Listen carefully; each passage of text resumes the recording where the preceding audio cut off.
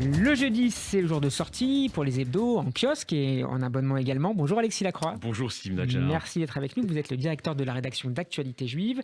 À la une cette semaine d'Actualité Juive, on en a parlé il y a quelques instants avec la visite d'Angela Merkel, la visite d'adieu d'Angela Merkel en Israël dimanche. Eh bien, ce sont les Juifs d'Allemagne qui sont à la une d'Actualité Juive. Alors oui, effectivement, on a voulu justement marquer le coup avec cette visite d'adieu.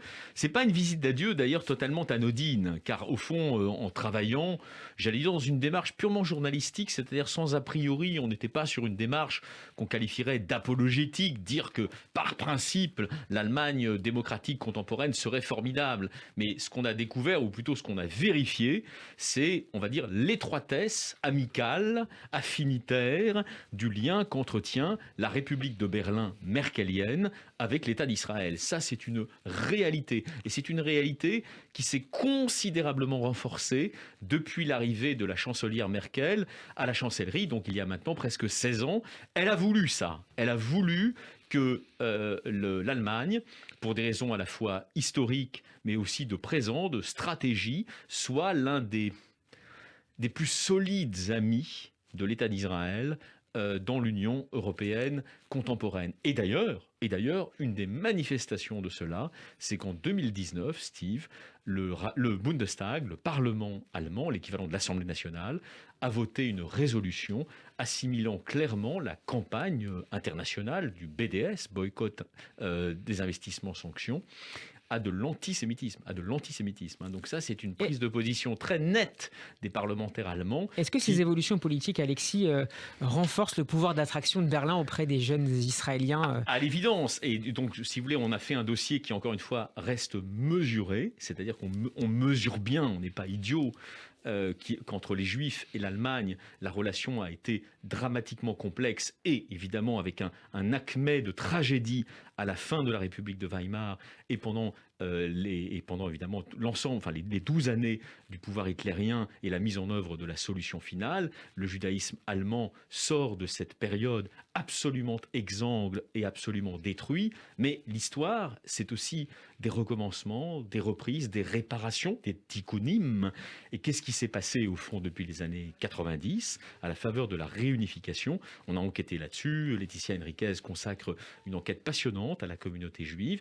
Il y a un retour progressif de juifs qui ne sont pas tous d'ailleurs d'origine allemande vers l'Allemagne fédérale contemporaine et notamment des Russes issus de communautés russes, russophones, ukrainophones qui se tournent avec passion vers l'Allemagne. Alors, ça peut paraître mystérieux.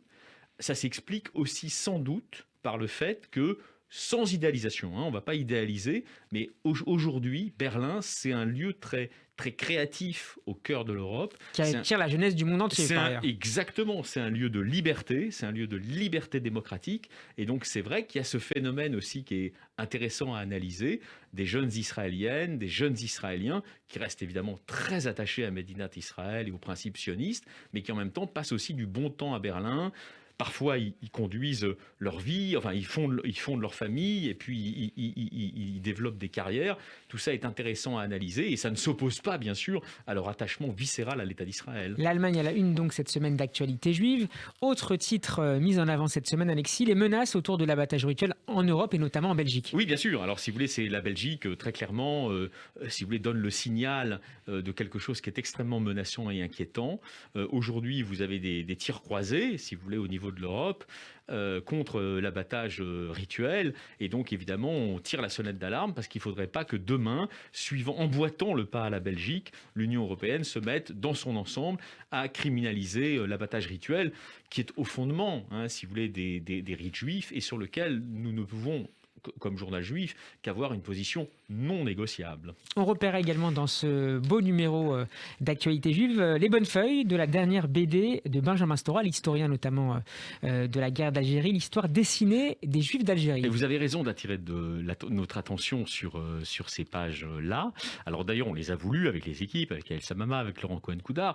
Parce que le travail de Benjamin Stora, qu'on partage ses positions ou pas, mais c'est un travail universitaire remarquable sur l'histoire du Maghreb et notamment l'histoire de l'Algérie dont il est originaire, puisqu'il est originaire de Constantine. Mais par ailleurs, c'est vrai qu'il est dans un moment de sa vie l'organisation de cet immense colloque qui va avoir lieu à l'Institut du monde arabe à partir de la fin du mois de novembre sur les Juifs d'Orient, mais aussi évidemment le choix de la bande dessinée pour raconter cette histoire, cette saga prodigieuse du judaïsme algérien. Il est dans un moment de sa vie où il a envie de transmettre. Et aujourd'hui, quand on veut transmettre aux jeunes générations, on peut peut-être plus se contenter d'écrire simplement des essais de facture classique, s'adressant à un public déjà cultivé et chevronné. Il faut aussi passer par des choses plus divertissantes, par les images, et en l'occurrence, par les images de bande dessinée. Et le dessin est signé Nicolas Lescamph. Ouais, Nicolas Lescamph, et objectivement, si vous voulez, ils sont sublimes, les dessins. Ils sont sublimes. Et c'est à découvrir cette semaine.